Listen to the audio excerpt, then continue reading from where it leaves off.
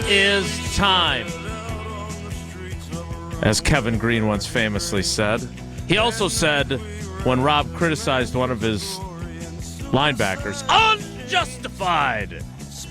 He is America's basketball dad. He is the Packers beat writer for ESPN.com. And he is the godfather, the founder of the Bold-A-Thon. Now, that said, I'm down on him because sources close to the program indicating he's not going to join us every Friday all year round. And secondly, I didn't think he was bold at all with his 3-word answer, which we'll get into a little bit later in the program, which provided some great content for us. It is Rob Demovsky on Wilde Tausch. Rob, good morning. How are you? That was the longest intro I think I've ever gotten. It's on brand. On brand. How you doing? I'm good. How are you? We're good. We are revisiting all the Bold-A-Thon predictions. Okay. Now, I do think it's important to add that while you participated in our Bold-A-Thon, at least for a year and maybe 2, you have pawned off your bold prediction on ESPN.com on Seth Walder. Pawned off is inaccurate. Removed us, and by us I mean the 32 reporters that cover each team. Maybe Tausch got to my editors and these guys aren't bold enough because, not by choice. All right, well, let's, at Tausch again, I want to make it clear, this is Rob pre-recorded because Tausch has had a lot of trouble. Oh, Rob's not saying it live. Okay. With revisiting I don't bold remember what I predictions. said. I truly do not join the club. This is recorded audio, Tausch. Yeah. Here is Rob Demovsky. Tucker Kraft will have the most catches by a tight end on the Packers roster, and it will be a minimum of 50. Tucker Kraft will hit 50 catches. Tucker Kraft's season statistics: 707 receiving yards, 7 touchdowns, and exactly 50 receptions. Wow. What a call. And do we have to consider a new leader at the Kemper Open? Because Tausch said that Josh Jacobs would set the franchise single-season rushing record. And while it was more bold, and it was capturing the ethos of Josh Jacobs being a field-tilting player, Rob, much more accurate about a player who I would argue was almost as vital to what they did offensively as Josh Jacobs was. So, Tausch, are you willing to cede the number 1 seed to Demo? It's going to be difficult and kind of fraudulent if I don't, because he hit the number. Now, as it happened in September, I think I was thinking, but it's not overly bold. We all expected Tucker Kraft to take a jump, but in fairness, and because I don't want to be I want to be fair. I don't want to be whatever the word is I'm looking for that I can't think of right now. Rob Demovsky jumped over me. He is at the top of the leaderboard as we sit here. Wow. Would I like Rob to have been a little bolder? I always do. Sure. I always want Rob to be more bold.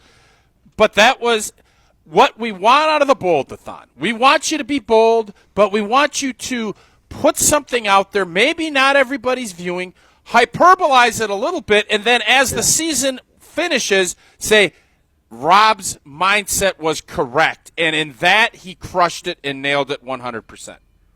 The thing that I think, 50 is not super, super bold. However, I don't know if he got the 30 the year, might have been 30 the year before, 29, 30, somewhere in there. So, to go from that to 50, somebody would have to check exactly what he have. Tucker Kraft, 31 for 355 and 2 touchdowns, and a non-factor in the first half of his rookie season when it was all Musgrave all the time.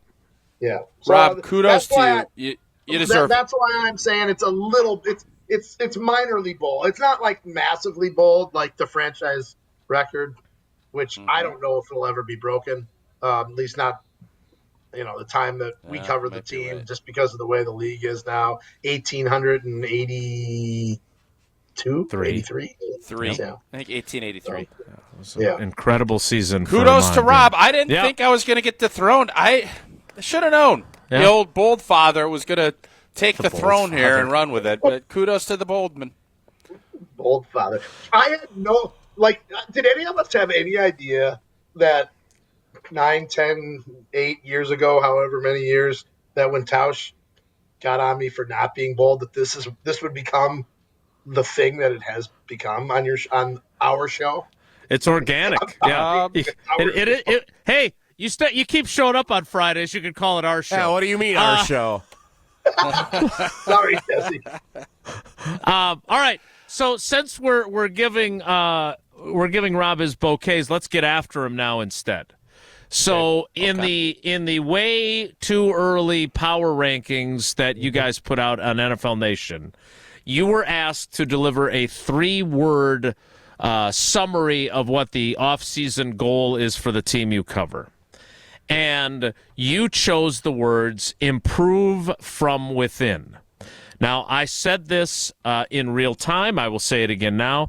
Rob doesn't just guess. He talks to people. He gets information. And in his prediction, he said that it's unlikely that they will add a pass rusher or a number 1 wide receiver. So, knowing that Rob doesn't just throw things up against the wall like some others do, is it enough if the Green Bay Packers improve from within, and that's their mantra for the 2025 season? Are they going to be an NFC championship game caliber team if that's all they do is improve from within? I mean, let's first talk about the division, Jason. You can't count on you improving because the other teams got worse, but Detroit lost both coordinators, right? Minnesota, I mean, whoever their quarterback is, I would be very skeptical that it would be a season as effective. If it's Sam Darnold, I don't think Sam Darnold's going to be the Sam Darnold of 2024. Agreed. If it's J.J. McCarthy, I don't think it's the Sam Darnold of 2024. Now, that said, you can't just say, well, the other teams got worse, so we're going to leapfrog them. But, and this is not to say that they're not they're not going to add anybody. I just don't think they're adding Myles Garrett or Devontae Adams or T. Higgins. No, I mean, are there some mid-level defensive linemen that maybe will become available in free agency? I believe there's a guy in Dallas, and I cannot pronounce his name, who sounds like will hit the free defensive lineman, sounds like will hit the free agent market. And I mean, it could be a guy like that who's, I don't know, is he a $8 million a year guy, $10 million? I'm not sure, but someone like that. So you don't think Devontae Adams? Because I don't know if you read that report, but he's open to being reunited with the Packers. I mean, I try to go by what the track record is of the guy pulling the strings, and it doesn't feel like a Goody move. It just doesn't. And maybe I'm wrong about that. It's been hard to get any read on that so far from inside the building. It's a little early, but if I'm a betting man, I just don't see it. How do you feel about their wide receiver group then? Because as we were outlining earlier, you've got Watson out till at least mid-November, right? When you tear an ACL as late as he did. I would think. Who knows what Romeo Doubs is at this point? 2 concussions in the second half of the season, not showing up for work, inconsistent play. The 2 guys that you expected to make huge year 2 jumps didn't make them and dropped a ridiculous number of balls together. And then you've got Bo Melton and Malik Heath. Is this the year they draft a first-round wide receiver? Is this the year that they say, okay, we are going to get reunited with Devontae Adams because not only do we not have a number 1, but we don't have any evidence that these guys are capable of elevating there? Like, what do you do if you're Goody at that position? I cannot see them just running it back with the same group, right? Right. without a significant addition. I don't mean like, drafting somebody in the 6th or 7th round. Like, my suspicion is that A, the streak continues of no first-round receivers, but B, there's a second, third round type of receiver that they've done so well with, over the years. So that would be my suspicion. Rob, we were just asking this earlier, and which group do you think, because of what Jason just mentioned, the drops, and the fact that I think we all believe they're going to upgrade that position, where do you think it looks? Who had the more disappointing season in regards to, is it the D line, or would you say the wideouts, or is there a different group that you would think of? Ooh. I mean, cornerback could be in the conversation just because, Jair's year was just a total dud for, a variety of reasons. Whose fault that is, we can debate all day. Boy, I got to go with the D line. I really do, just because, and maybe I'm skewed by what I saw Philadelphia do. Excuse me, but just how dominant and how much a game-wrecking front can change a game, and theirs didn't do it very often. And the numbers may be decent. I mean, the sack numbers, they're not terrible. The pressure numbers aren't terrible, but it's just the more anecdotally than analytically, it just felt like that was a larger weakness, on this team. Now that being said, what they scored 10 points in the playoff game, right? So that's, maybe I'm contradicting myself, but on the whole, I think they got to get more out of that D line. Rob is, and we have Hunter Vaughn, who is our resident Cowboys fan. Oso Odigizua. That's him. Yep. So thank you, Hunter, Keep for an eye that on key that. information. Just file that one away. Keep an eye on that one. Let's see if anything comes out. I just look forward to having to pronounce his name many, many, many Why do you times say after that, they Rob? sign him. Why Sounds do you like think that. Sounds like Dallas probably won't re-sign him. But it also sounds like he's a pretty decent player that might fit well into this system. Like a Zadarius Smith, who we didn't know anything really about, from Baltimore. Most sacks, 8.5 in a season. Well, how old is this guy? Because that's the Goody way, right? He's not bringing in a 30-year-old, right? Yes, He had 4.5 sacks last season. Let me get a little more information. Tausch, ask America's basketball dad another question. Rob, what are you doing for Valentine's Day tonight? Well, we got a basketball game right in Jason's neighborhood. The Redbirds go to the somewhat improved Preble Hornets, probably having their best season in a while. Not that that's saying a ton, but they're much improved. So, well, look, I mean, you call it like it is. The Green Bay City schools have been down for a while, but Preble is 10-10, I think. So, certainly no slouch. But I do have my list, Tausch. I will be making a stop at a local. I don't know if I can say the name of the place, but a local chocolatier. GNC? No, a local chocolatier. We'll call That's that smart. Okay, I'll leave that one alone. Yeah. Unless it's ice cream, you can. Otherwise, you can't make unless they're a sponsor. So if it's ice cream, you can. Okay, just we'll go with a local family-owned chocolatier by a family that Jason and I both know. So. Oh, I love Cerrugi's. Okay. I was going to say, it rhymes with Perugi. Okay, chocolates, and then chocolates and basketball? Is that what we're basically looking at here? Yeah, I think we're doing a Sunday night dinner, though, Jessica and I. Although Nice.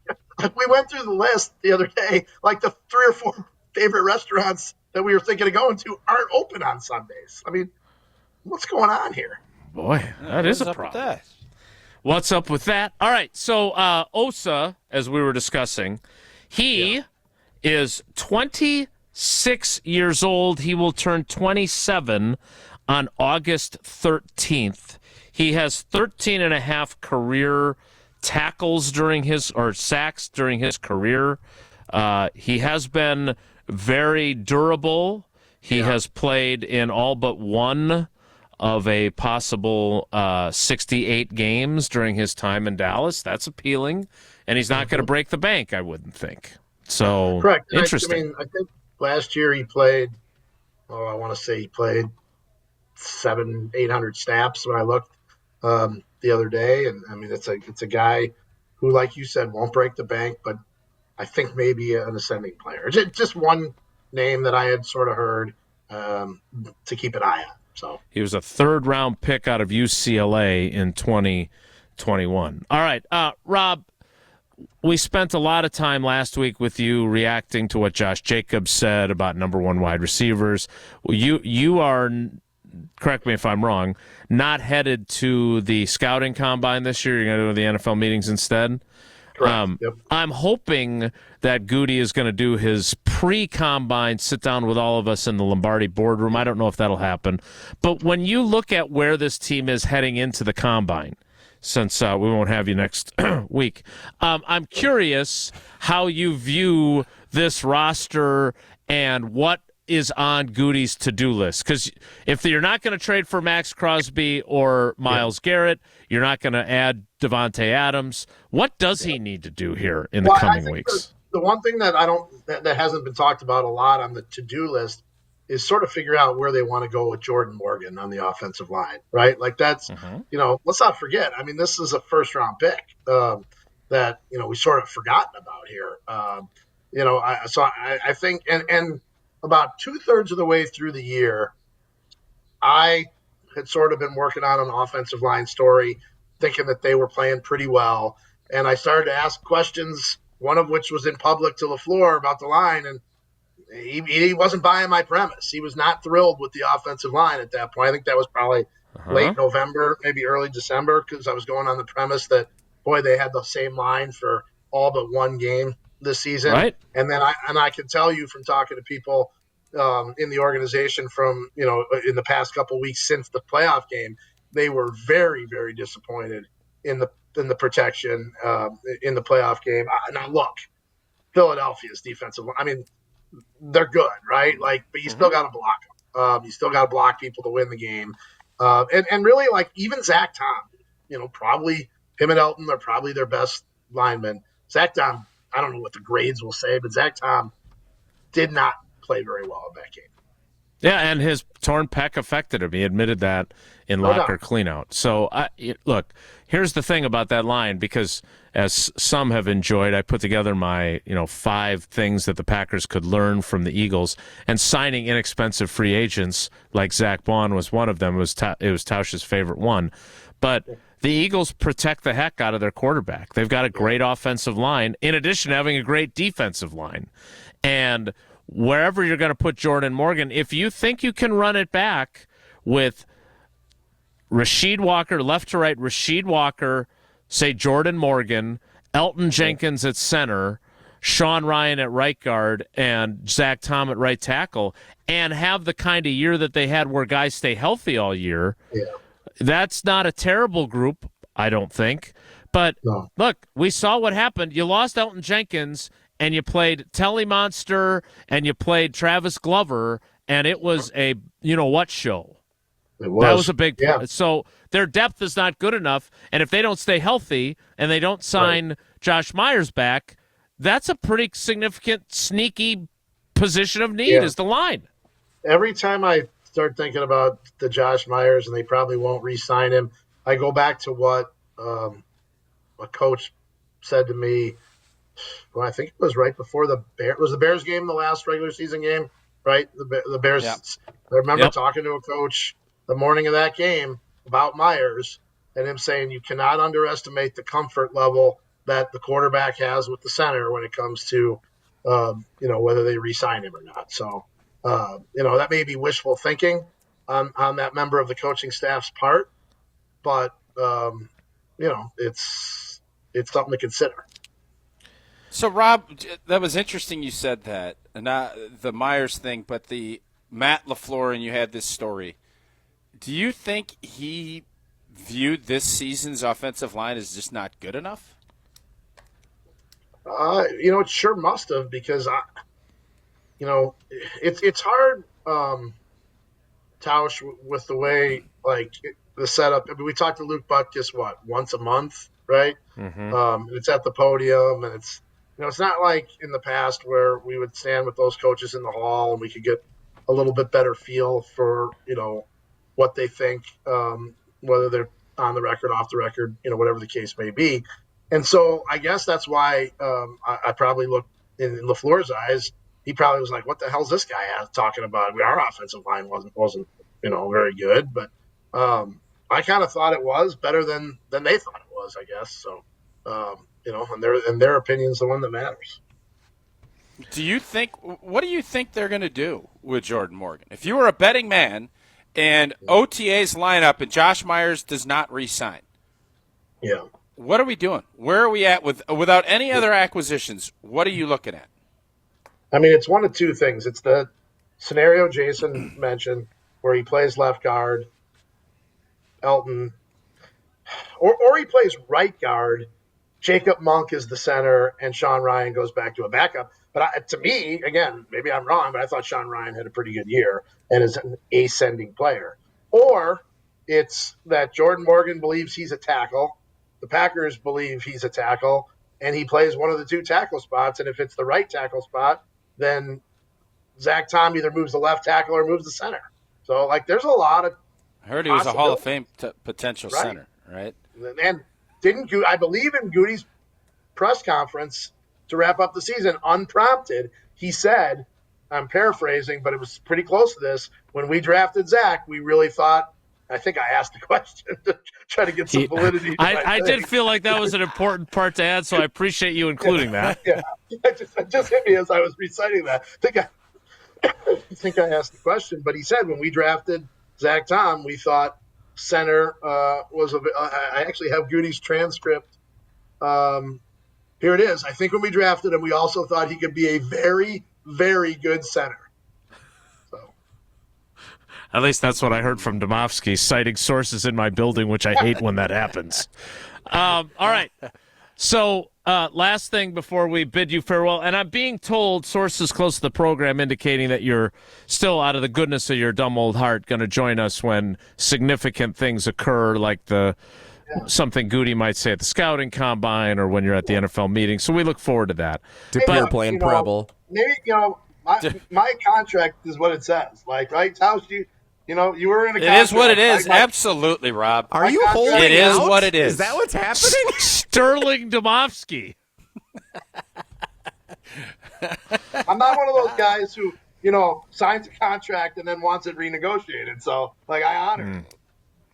All right. Well, then last thing for you, Mr. Contract. We need a Rogers clause to get him here in the offseason. Yeah, we'll see what Lee Steinberg has to say. Wow.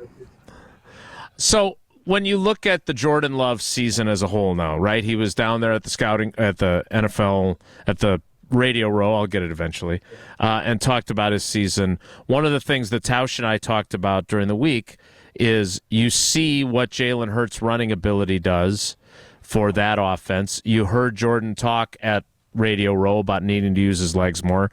I understand he had the leg injuries, but he had 83 rushing yards all season. Yeah. Jalen Hurts had 72 in the Super Bowl.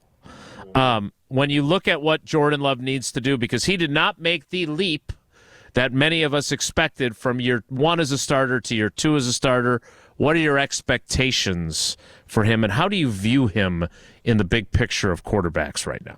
I still think he's a top 10 quarterback. I still think that he's the guy that the franchise can and will go forward with for multiple years. I think he needs to get his accuracy back. I think that, and then we heard the footwork. We've heard that discussed many times, and Jordan admitted it late in the year that he let his footwork go a little bit for whatever reason, whether it was lack of practice reps or whatever.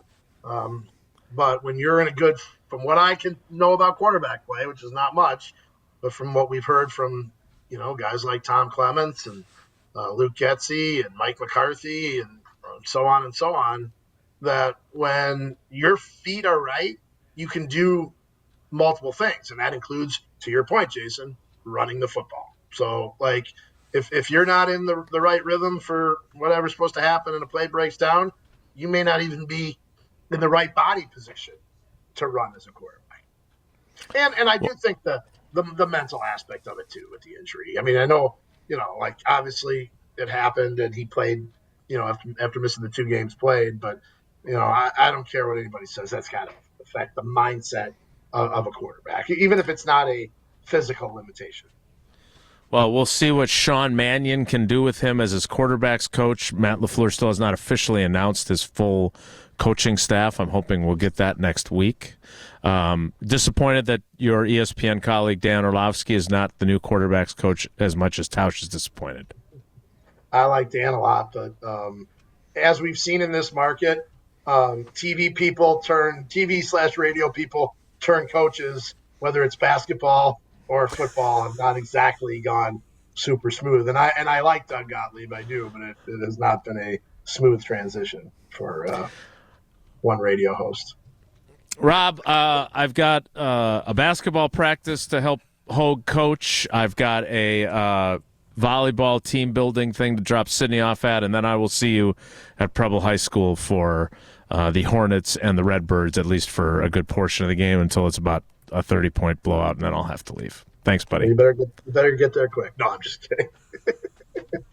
Trash thanks, talk guys. toward Preble. Appreciate you guys having me all year, and I'm glad I got the memo that we were all wearing red today. Everybody except Jesse, who's Mr. Valentine's Day. Rob, thanks. We appreciate you. I'll see you tonight. We'll be seeing you.